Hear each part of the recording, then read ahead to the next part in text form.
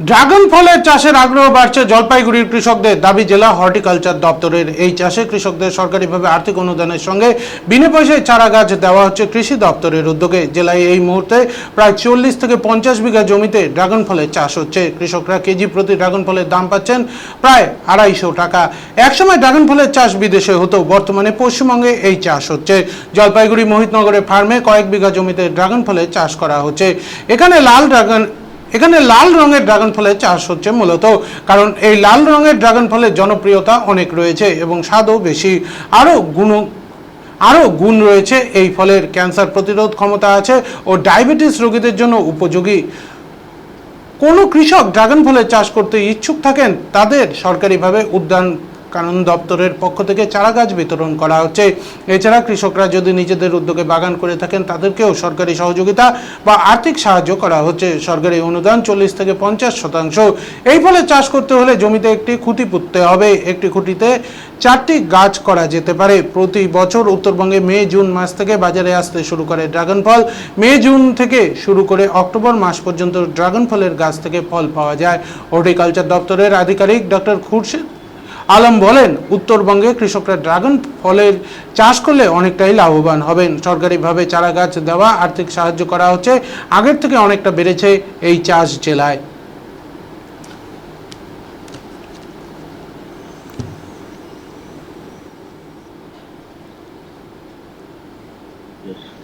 Doctor Khurshid Alam, assistant director of horticulture, Jalpaiguri.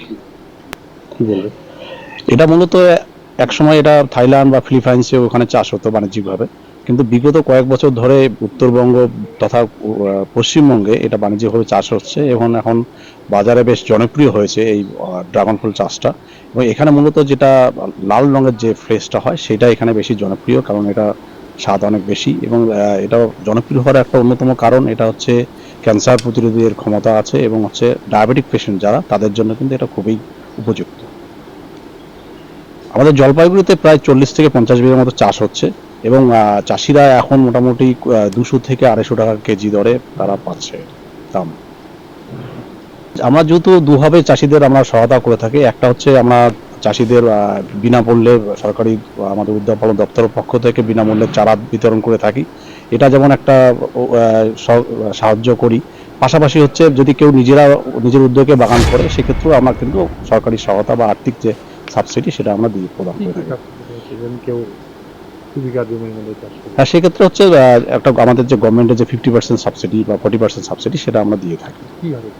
Government আর্থিক টাকা একটা সাবসিডি দেওয়া প্রদান করা হয়। ক্ষেত্রে ওনাকে আমাদের জেলা উদ্যান পালন দপ্তর যে আছে জলপাইগুড়ি সেখানে যোগাযোগ করতে হবে, অথবা যদি অন্য জেলার হয় সেক্ষেত্রে জেলা যে অফিস আছে সেখানে যোগাযোগ করতে হবে। সেক্ষেত্রে তাহলে তারা বিনামূল্যে যে এই চারা সেটা কিন্তু পেয়ে যাবে। জমি কতটা, জমির মধ্যে কত চারা দিচ্ছে? না, এটা হচ্ছে আমরা সাধারণত একটা এর জন্য খুঁটি দরকার হয় বিশেষত, কারণ এটা যেহেতু একটা ক্যাকটাস বা সাকুলেন্ট গোত্রের গাছ, হ্যাঁ, এটা খুঁটি দরকার হয়। একটা খুঁটিতে সর্বোচ্চ 4টা করে গাছ লাগানো যায়। সেই হিসাবে সে যদি 1 বিঘা 2 বিঘা করতে চায়, প্রথম দিকে আমার যেটা পরামর্শ, প্রথমে অল্প করে করা ভালো, তারপরে বাজার সম্পর্কে ধারণা তৈরি হলে তারপরে সে আরো এলাকা বাড়াতে পারে।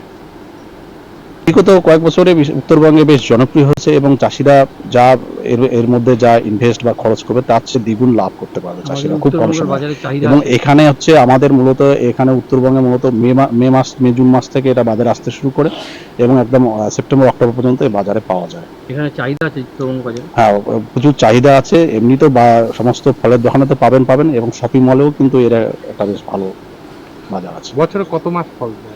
এটা হচ্ছে আপনার মে জুন মাস থেকে শুরু করে একদম অক্টোবর পর্যন্ত কিন্তু এর ফল পাওয়া যায়। আপনার নাম? আমার নাম doctor Khurshid Alam, assistant director horticulture, Jalpaiguri. হ্যাঁ, ডক্টর